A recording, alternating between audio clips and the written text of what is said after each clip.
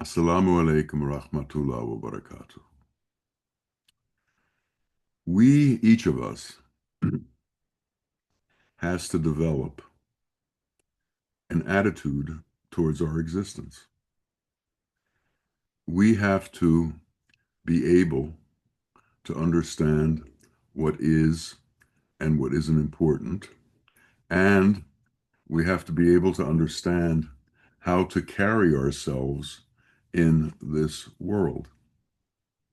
Now, we have many examples of how to do this in this world. Some are examples of what not to do. Some are examples of what to do. Some are examples of how not to be, and others are examples of how to be. We need to be able to differentiate. But mostly, we need a mentor. We need a teacher. We need someone who guides us as to what is appropriate behavior. Now, appropriate behavior means much more than just how we act externally. Just like everything else, there are layers. And for appropriate behavior to occur, it's not just a surface thing. There has to be depth to it. The depth is what produces the behavior.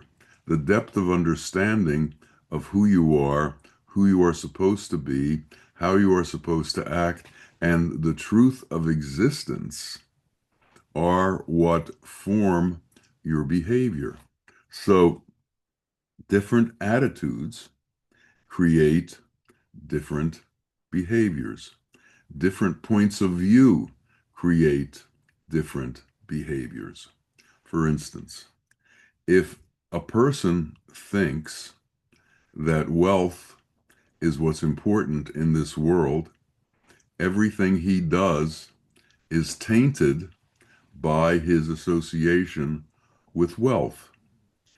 If a person thinks that fame is what is important in this world, everything that he or she does is tainted by the association with fame. If a person thinks that power is what's important in this world, then everything they do is tainted by their association with personal power. So people who are involved in wealth look at everybody as a source to increase their wealth. Look at everybody in a transactional way that they can use them in order to increase their wealth. And usually they will have very little to do with people who can't increase their wealth. They'll have very little to do with people who do not, in some way, help them accumulate wealth. And it's the same with fame. It's the same with power. People look for people who can help them fulfill their intention. Now, these intentions are intentions that have a low resonance. The more that we are involved in the world, the lower our resonance as to the truth, the lower our resonance as to God's qualities, the lower our resonance as to understanding our Lord, the lower our resonance of being involved with the Lord. So the more we are attached to elemental things, the lower our resonance is. And the lower our resonance is, the more that we react in a physical way to that which occurs physically to us. When someone um, abuses us, when someone degrades us, when someone mocks us, even though it's not necessarily physical, in a way it attacks us physically. The physical portion of ourselves feels it. And if we are at a low resonance, we are not able to take it in without reaction. So when people praise us or demean us, our physical being reacts to it. And that reaction causes us to feel a certain way, causes us to act in a certain way. And this has to do with our state. Now, as our state grows and grows, and our resonance becomes higher and higher, which basically means that we are involved with the qualities of transcendence as opposed to being involved with the qualities of Satan, the qualities of the world, the qualities of the egocentric self, the qualities of self aggrandizement, the qualities of making the self more, the qualities of separating ourselves from others, the qualities of not integrating into the one unity that is the whole of everything. As we do this, we react more and more to difficulties in the world. But as we become higher in our resonance, the world does not affect us as much. If we are full of mercy and someone acts without mercy, we don't see that as a personal attack. We see that as a person who hasn't learned the benefit of mercy. We see that in the way that a doctor would look at a patient who is ill. They need assistance. They need help. They need to understand truth. And because of whatever their circumstances are, because of whatever their situation is, truth is far from them. Truth is not within them. What's within them is the world and reactions to the world. And they see things in a very physical way. They are not in tune with that which has no form. They are not in tune with that has no physicality. They're not in tune with the truth of our existence, which is not as a physical being. The truth of our existence is we are a soul encased in a physical being for a certain period of time, which goes, ends, and we go back to being this non physical being. We go back to being consciousness without physicality. And this is different than physicality. So if we understand consciousness without physicality, then our reactions to things are different than if we are tied to physicality. Then we are tied to the world. If our attachment to the world is less and less and less and less, then what happens in the world doesn't affect us as much. In the world, people react to all kinds of things.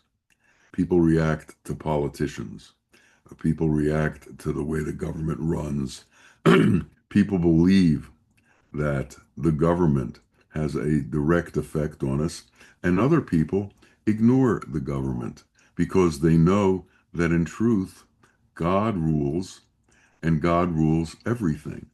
Now, for us to go to that state where we are God imbibed, where we have taken God into our being and believe in his superiority over everything and believe in his control over everything, then the world has less effect on us.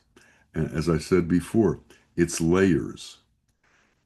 And we react from the layers that are within us. If our layers are all physical and all attachments to the world, then we're going to react in that way. But if our layers take us to the non-physical, take us to the formless, take us to the area where all that exists is truth and God's qualities, then that which is not true has no effect on us. It's a disease that exists within the world that we don't have to take part in.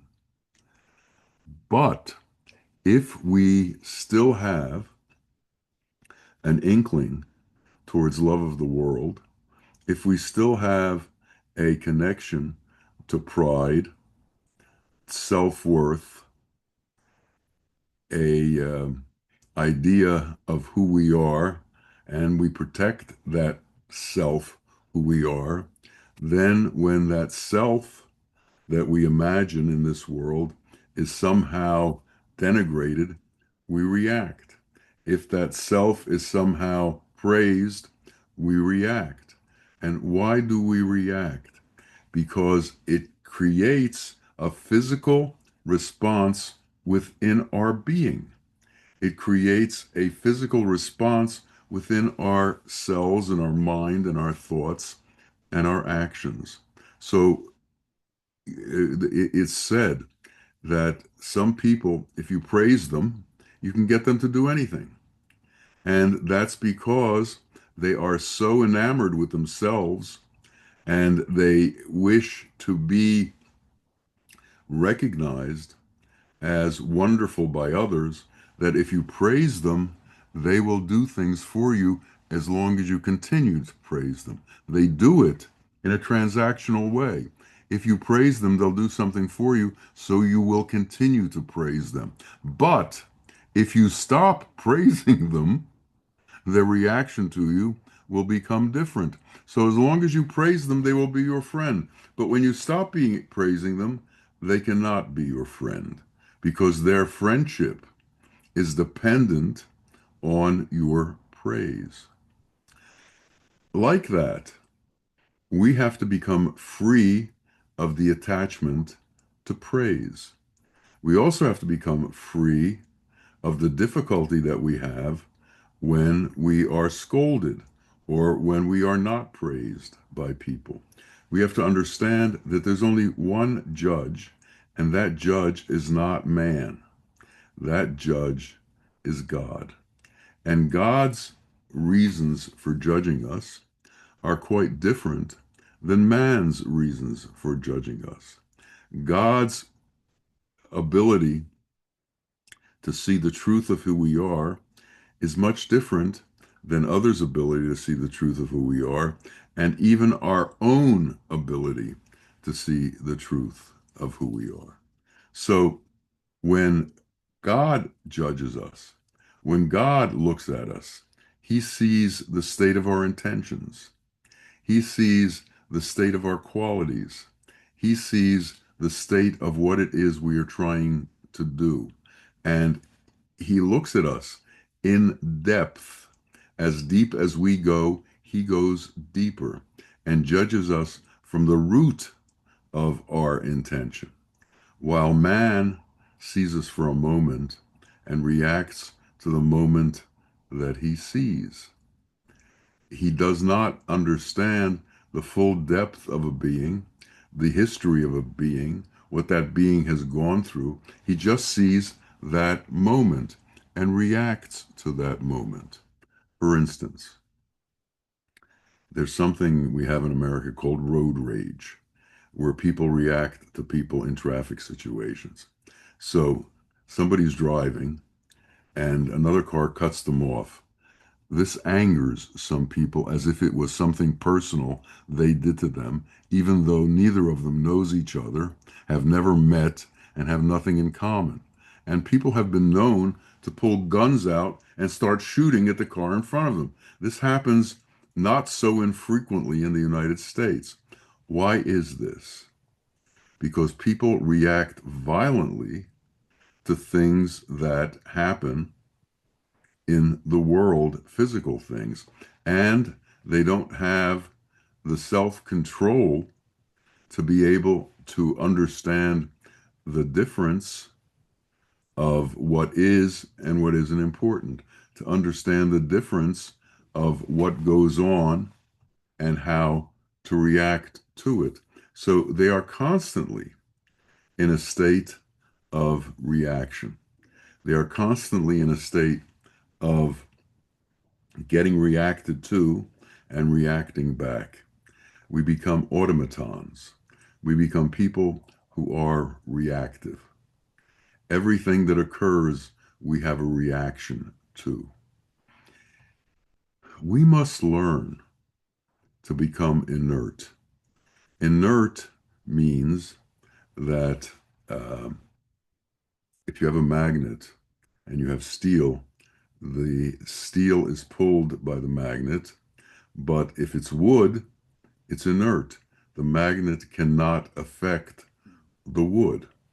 We have to become, in a way, wood, so that all of the different magnets that are trying to pull us into reaction in this world can't do it, can't cause a reaction.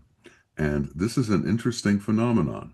How do we get to the point where we are not susceptible to the slings and arrows of daily life, to the various forms of praise and blame that are thrown at us in daily life, to all of the situations of daily life?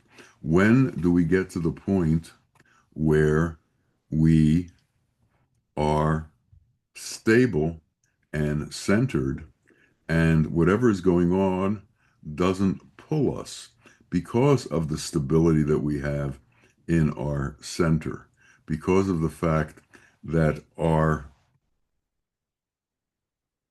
reality is separated from this world and our reality is with God. And we don't give this world credence over us.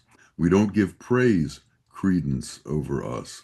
We don't give blame credence over us. Now, in this world, we have relatives. We have people we constantly are in contact with. And some of these people are harsh people.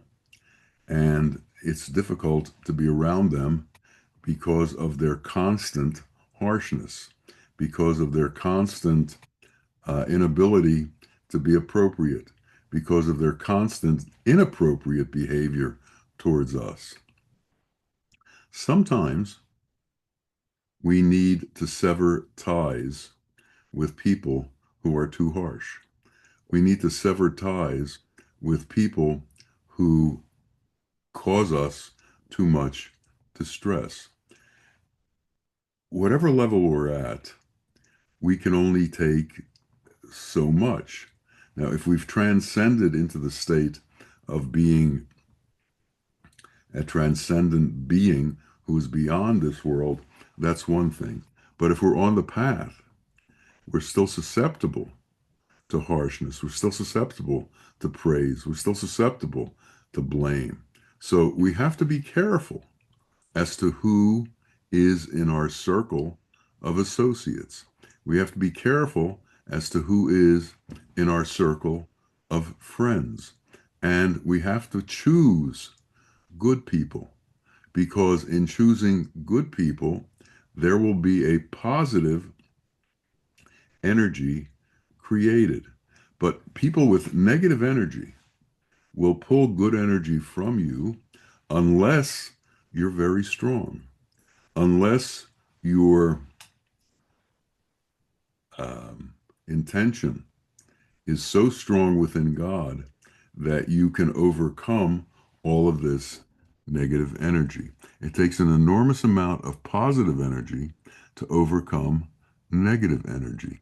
So, depending on the level that we're at, we can either help the situation through treating these people as if they were ill and accepting their difficulty and trying to work with it, or sometimes we just have to escape because they are so irrational and they are so negative that they actually harm our progress.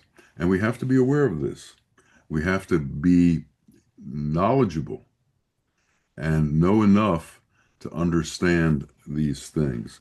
And part of that is understanding human nature and being able to react to human nature.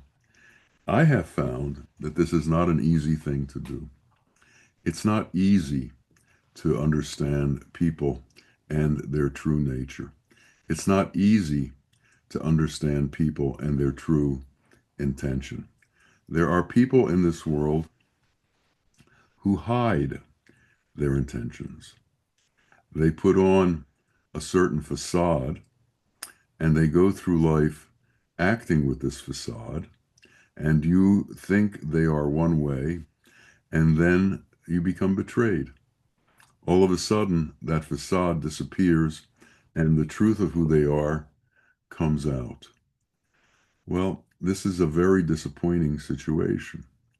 But because you believed certain things, this situation occurred. Because you accepted certain things, this situation occurred. So don't accept the praise of man. Don't depend on the praise of man. Don't depend on the goodwill and actions of man to help you. Depend on God alone. And in depending on God alone, this will protect you from the betrayal that is going to come from man. There are very few people who have immense integrity, immense loyalty, immense appropriate behavior, that they are never pushed away from it. This is a transactional world. It's a world of buy and sell. It's a world of profit, gain, and loss. And everyone has a certain connection to this world of profit and gain or loss. And sometimes, for emotional gain, people do very strange things. Sometimes, in response to emotional difficulty, people do very strange things. And we should understand that this is the nature of the world. The world is not a stable place. And if you expect it to be stable, you're going to be very disappointed. You're going to end up in situations that are way different than stability. In the physical plane of existence, we can see these things as earthquakes. We can see these things as hurricanes. We can see these things as floods. This is about the instability of the world. But within man, these same reactions occur on the inside of man. Why? All of the elements that occur outside of man, that we see with our eyes, are also in us. So earth, air, fire, water, and ether, which are the basic elemental building blocks of the world, are also the major elemental building blocks of our own body, of our own creation. And when God created these elements, the creation was such that these elements had a certain antipathy towards each other. In order for them to be created, there had to be a difference between them. And these differences between these elements caused conflict within the elements. So the true serenity of formlessness doesn't exist in the world of phenomenon, doesn't exist in the world of physicality. The true contentment of no form doesn't exist to that level in the world of form. And we need, as part of our understanding of this world, to understand that form is in conflict with itself all the time. Form is usually a combination of elements, it's not just one. And these elements don't necessarily get along with each other. And this is evident to everybody. Fire and water don't get along. A hurricane doesn't get along with uh, uh, buildings, doesn't get along with that which man creates, it destroys them. So there are destructive forces within the elements that when they rise up, they cause havoc and they cause destruction. And it's like that in man to man's relationship. There are elements that rise up that cause destruction. This occurs on a personal level and it occurs on an international level. It occurs on a level of country to country. It occurs on a level of religion to religion. It occurs anytime that the elemental forces, the worldly forces of pride and arrogance and power, come into play on a national level. It leads to conflict. When two people want the same thing, it's a small conflict. When two countries want the same thing, it's a much larger conflict. And it's a conflict that can lead to the destruction of many people within this world, and it can create wars. So we need to understand that the building blocks of wars are the same as the building blocks in the relationships between man. If countries can do away with their differences, they are more likely to be able to get along in peace than if they can't do away with their differences.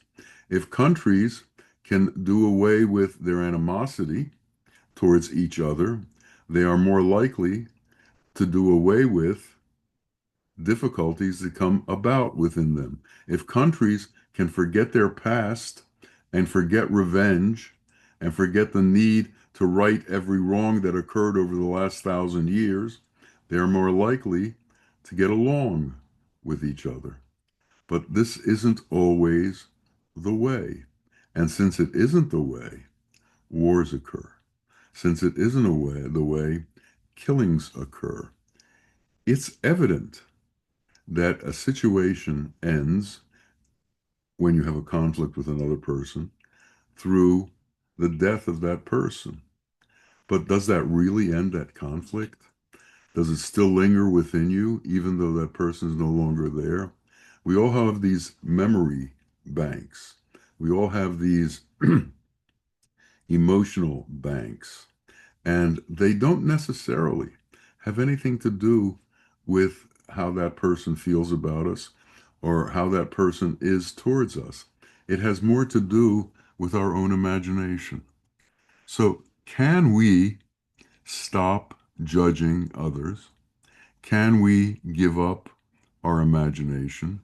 Can we focus in all instances, not in some instances, in all instances, can we focus on mercy and compassion? Can we focus on justice and kindness? Can we focus on love? And can love become the forefront of our consciousness? Whether it's accepted or not, can we continue to move in this world with love? Or if the love is thwarted, if the love is denigrated, if the love is made fun of, if the love is pushed aside, do we then turn from love to animosity? Do we turn from love to resentment? Do we turn from love to anger? Or are we strong enough to be able to maintain our love and to be able to move through the world in love? Is love at the core of our intention? Is love at the core of why we do things the way that we do this? This layered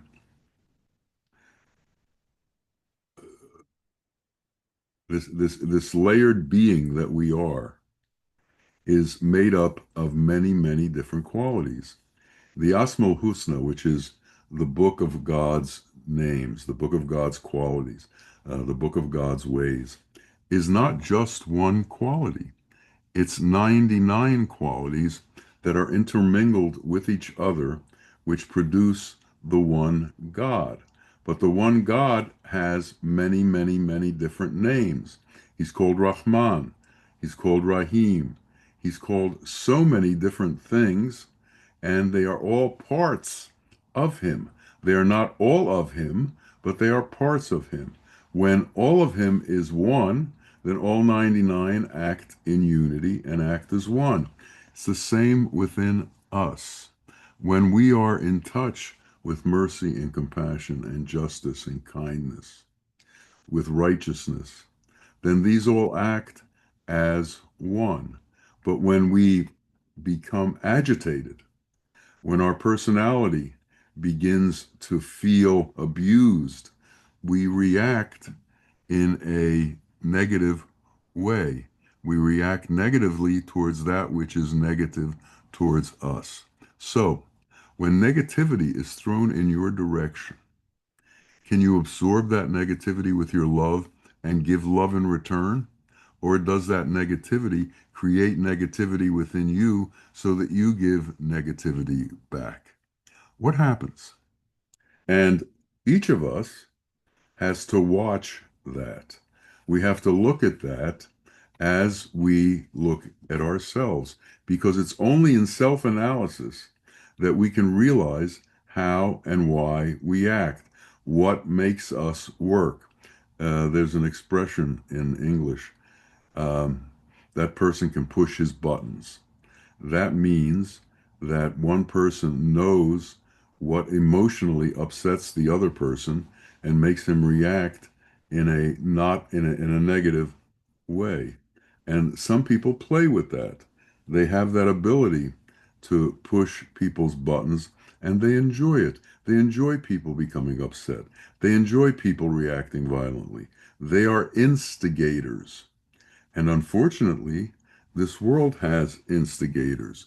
The king of the instigators is Satan, and we need to realize that.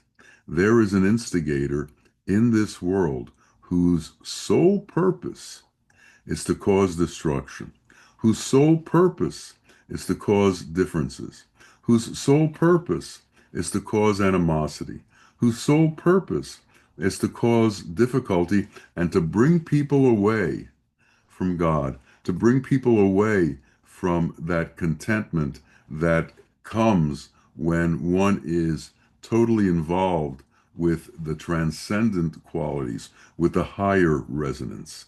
Satan is at a low resonance, and he's trying to bring everyone into that low resonance. He will mock your belief with words from the scriptures.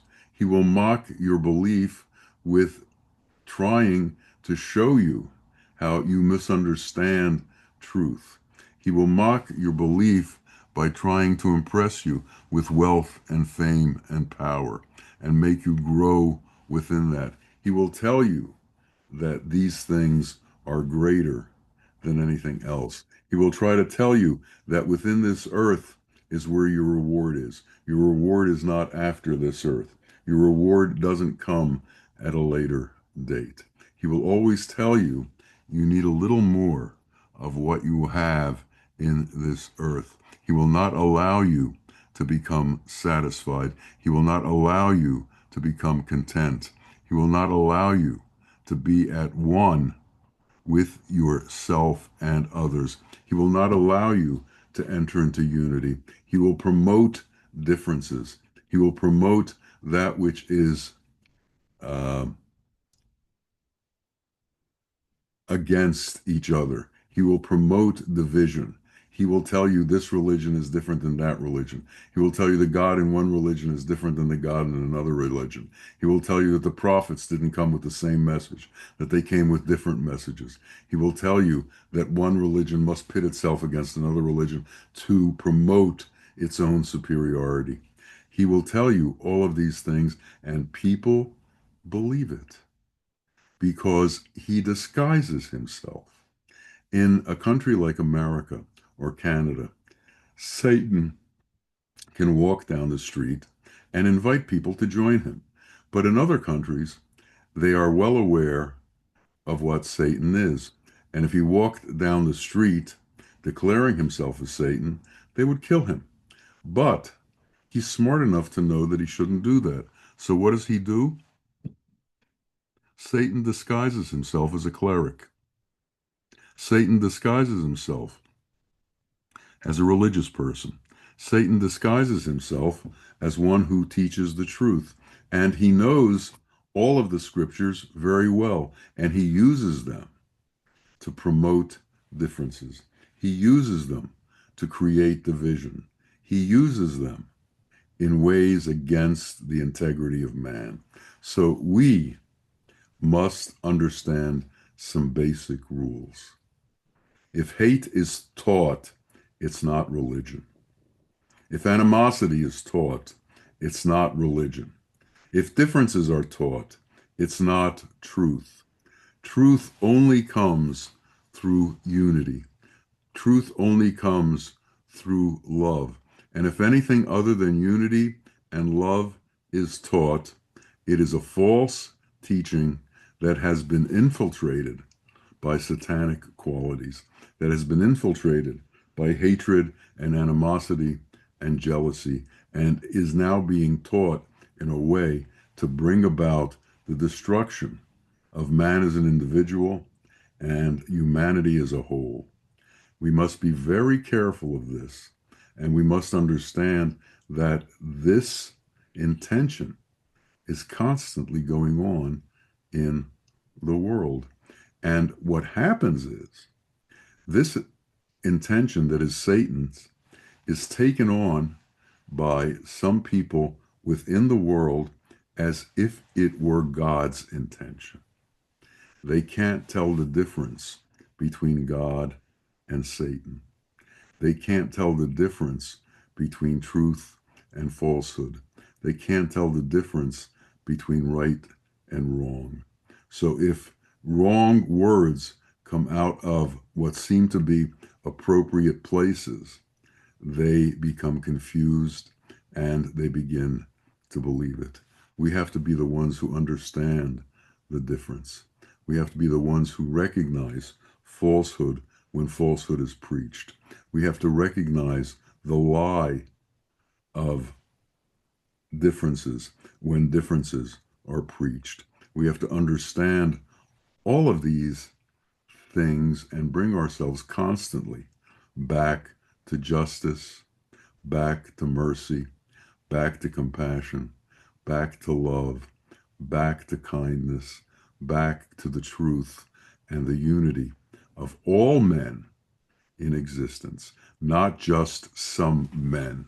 We have to be beyond clubs. We have to be beyond caste. We have to be beyond religion. We have to be beyond differences. And if we can do this, then our life will become easier. But if we can't do this, we will be in constant conflict. We will be in constant difficulty with other men, other countries, other nations. There'll just be a constant difficulty because of our inability to accept the truth and the fact that we have been tricked through Satan's many, many, many deceptions. So we have to pray that we are able to see through the deceptions that come into this world. We have to pray that we know the difference between right and wrong. We have to pray that we know the difference between truth and falsehood. We have to pray that we know the difference between the divine qualities and the satanic qualities, and that our hearts go to the divine qualities, and the divine qualities become embedded within us, so that our transcendence rises and rises and rises, and we become closer to the true role of existence, which is to become God-man, the man who acts as God, the man who acts without differences, the man who is a boon to all of humanity. We must become those people. We must become those who are a help to God in the way he rules the world. May it be so, and may it come to pass for each of us that that is who we are, and that is who we are recognized as being, and that God accepts us towards him because we are like unto him. We are truly his children.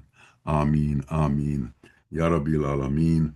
Assalamu alaikum wa rahmatullah wa barakatuh.